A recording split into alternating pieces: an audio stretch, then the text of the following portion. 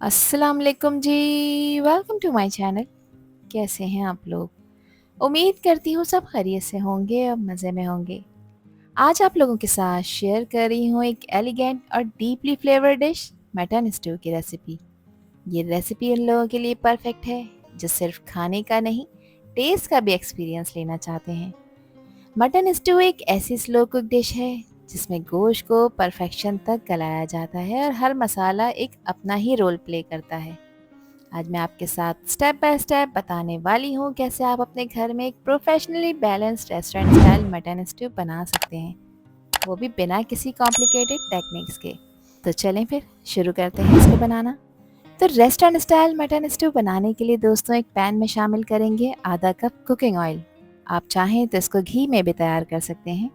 यहाँ कुछ खड़े गरम मसाले हैं जिसमें 1 टीस्पून सफ़ेद ज़ीरा है, 2 तेज़पात के पत्ते हैं, 15 से 20 दाने साबित काली इलायची के लिए हैं, 5 से 6 ली हैं सब्ज़ इलायचियाँ, और इसके अलावा 6 से 7 लौंगे हैं और एक बड़ी काली इलायची है।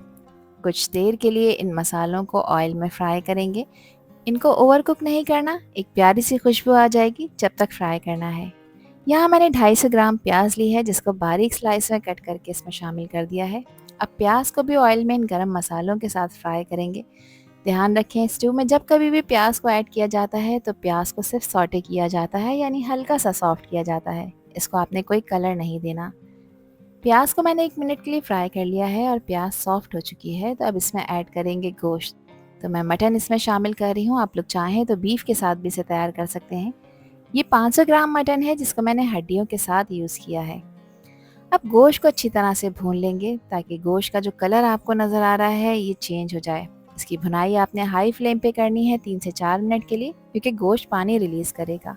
गोश्त की भुनाई करते वक्त यहाँ पर मैं 1.5 टेबल स्पून अदरक लहसुन का पेस्ट भी ऐड करूँगी, और अदरक लहसुन के साथ अब आपने इसको अच्छी तरह से भून लेना है ताकि गोश्त में मौजूद जो भी हीक और स्मेल है वो ख़त्म हो जाए। ये स्टेप बहुत इंपॉर्टेंट है क्योंकि यहीं से ही स्टू का डीप फ्लेवर डेवलप होता है। देखें, गोश्त का टेक्सचर चेंज हो रहा है, इसका मतलब है कि गोश्त अच्छी तरह से भुन रहा है, जो एक परफेक्ट भुनने की निशानी है। इस स्टेज पे पेशेंस रखना ज़रूरी है, जल्दी नहीं करिएगा। 1 टीस्पून से थोड़ा सा ज़्यादा मैंने इसमें नमक ऐड किया है। नमक आप अपने टेस्ट के अकॉर्डिंग ऐड करिएगा, जितना आपको पसंद हो। ये होता है वो गोल्डन मोमेंट जहाँ स्टू का टेस्ट सेट होता है। थोड़ा सा सब्र करना ज़रूरी है, यहाँ जल्दी से काम आपने बिल्कुल नहीं करना। 1 टेबल स्पून मैंने इसमें क्रश हुआ हुआ धनिया ऐड किया है। धनिया को लेके हावन दस्ते में थोड़ा सा कूटा था ताकि इसका फ्लेवर मज़ीद इन्हेंस हो।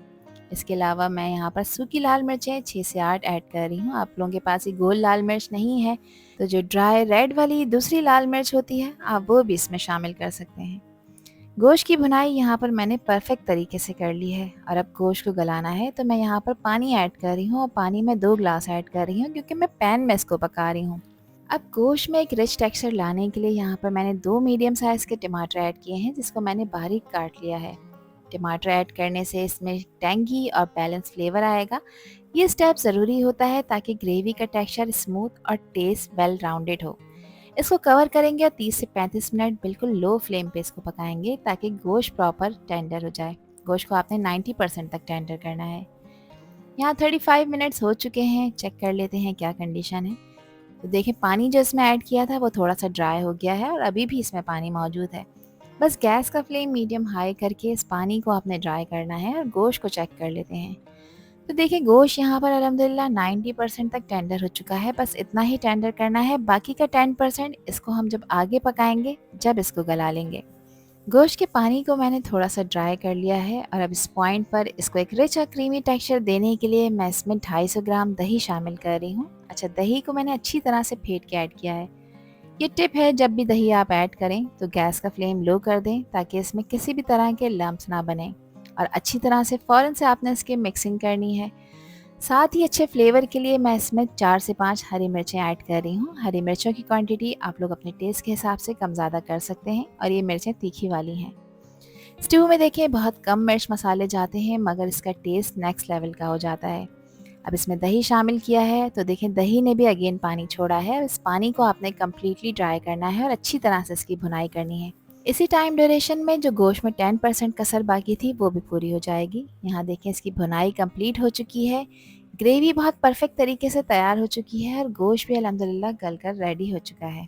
यहाँ पे मैं इसका टेक्सचर आपको चेक करा देती हूँ कि देखिए हल्का सा दानेदार टेक्सचर के साथ ये स्टू तैयार होगा।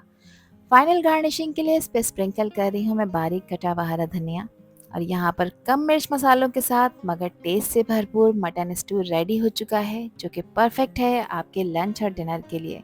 तो चलें खूबसूरत से प्लेटर में मज़ेदार से इस मटन स्ट्यू को हम सर्व कर लेते हैं, जिसको आप इंजॉय कर सकते हैं तंदूरी नान, पराठे या फिर सादा रोटी के साथ। तो फिर रेसिपी ट्राई करें और मुझसे शेयर करें अपना फीडबैक कि आपने कैसा स्ट्यू बनाया। आई होप कि ये रेसिपी या वीडियो आप लोगों को पसंद आई होगी। पसंद आई हो तो कमेंट सेक्शन में अपना प्यारा सा फीडबैक मुझे लाजमी शेयर करिएगा और चैनल पर न्यू है तो चैनल को भी ज़रूर सब्सक्राइब कर दीजिएगा। अल्लाह हाफिज़, अल्लाह निगहबान।